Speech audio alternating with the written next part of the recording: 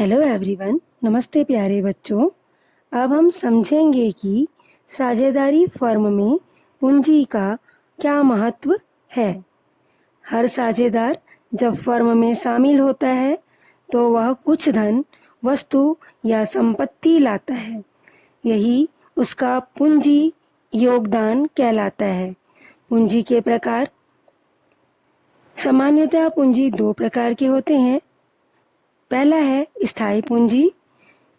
इसमें साझेदार की पूंजी एक जैसे रहती है।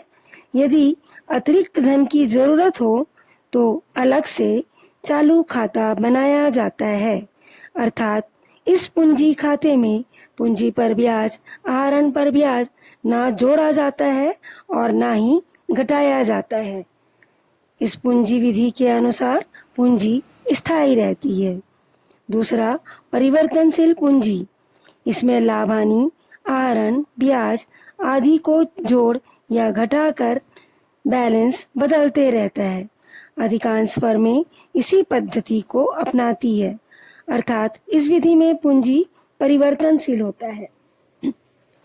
अब हम जानेंगे पूंजी का महत्व। यह फर्म की नींव है जिससे व्यापार शुरू होता है और चलता है।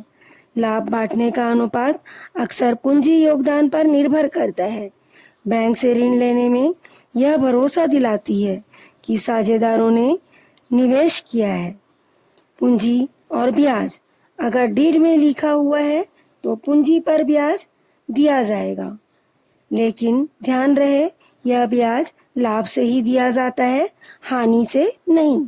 अर्थात लाभ की सीमा तक ही पूंजी पर ब्याज दिया जाएगा। मान लीजिए अमित ने 1,00,000 रुपए और सुमन ने 50,000 रुपए लगाए। लाभ बांटने का अनुपात 2:1 तय हुआ।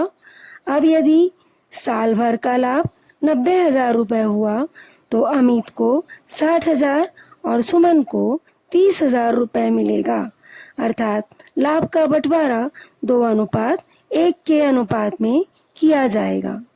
तो बच्चों, साझेदारों की पूंजी सिर्फ निवेश नहीं बल्कि फर्म के प्रति उनके जिम्मेदारी और प्रतिबद्धता का प्रतीक होता है। धन्यवाद।